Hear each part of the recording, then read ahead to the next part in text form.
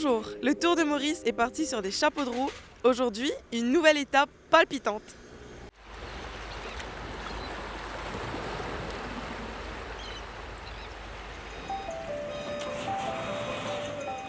Deuxième journée du Tour de Maurice avec un départ et une arrivée de Cascavel pour une étape de 150 km. Le Hollandais Tom Wieschve occupe la deuxième place au général dans le même temps que le maillot jaune. Pour moi, c'est un jour important, car demain, c'est une étape de grimpeur. Aujourd'hui, c'est une occasion de gagner et de marquer des points. Demain, ça va être une course différente, complètement différente. Le Réunionnais Dorweiler est le maillot jaune surprise de ce tour. Le jeune de 21 ans est plutôt un spécialiste du VTT. Aujourd'hui, ça va être l'étape un peu facile, du coup pas trop pour nous, vu qu'on va devoir gérer un petit peu. Mais si on le garde jusqu'à demain, déjà, ça sera exceptionnel. Et demain, dans tous les cas, ça sera à la pédale. L'étape d'hier a fait des dégâts. 11 coureurs ont abandonné ou sont arrivés hors délai. Ils sont donc 71 à se présenter au départ.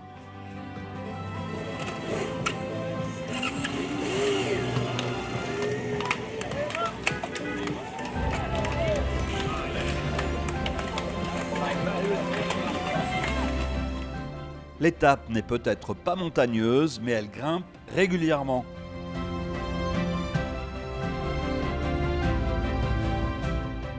Au tiers de la course, les attaques se multiplient, souvent à l'initiative des Philippins ou des Malaisiens. Mais ils sont nombreux à vouloir contrôler la course. Chacun roule pour soi et aucune échappée ne se crée.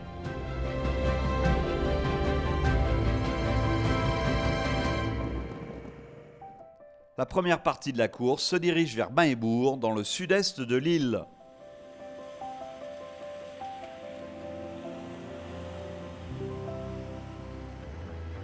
Nouveau sprint intermédiaire, nouvelle victoire du Hollandais Wieschve face à Mazuki et Lange.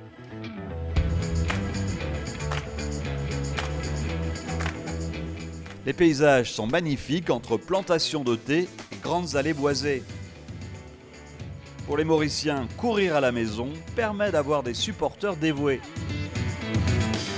On est là, on est heureux, on le voit faire, courir et on reste toujours fidèle. La montée de Cluny engendre de nouvelles attaques. L'Éthiopien Redae passe le col en tête. À l'arrière, c'est plus difficile pour le Français Kevin Courtois. Plusieurs Réunionnais souffrent sur ce col.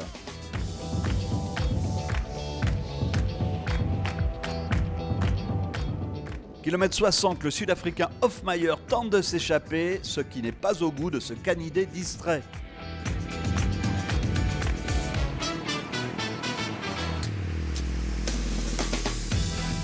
Kilomètre 75, la course emprunte la route du thé.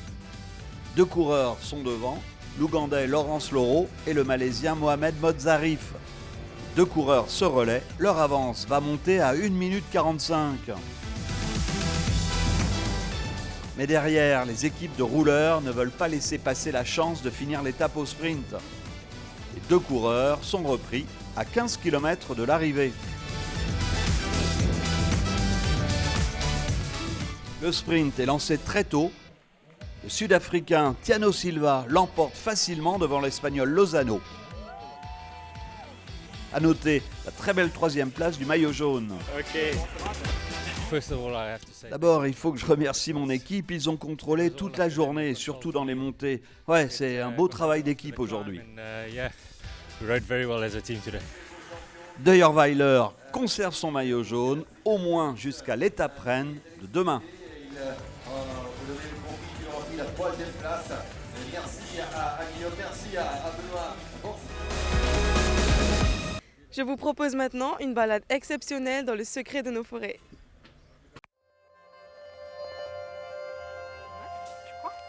Nous vous emmenons au cœur de Maurice, découvrir un univers caché, sa forêt tropicale.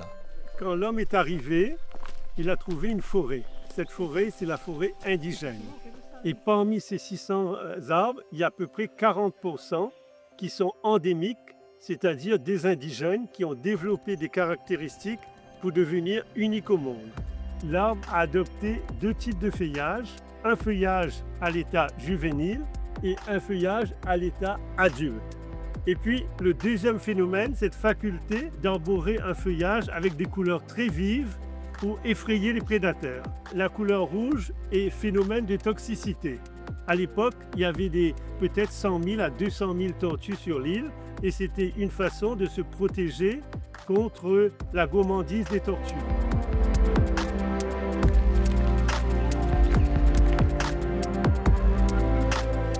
Élodie, regarde cet arbre, il est magnifique. Il doit avoir au moins 500 ans. C'est un bois de fer, c'est un arbre extrêmement rare, il se reproduit plus dans la nature.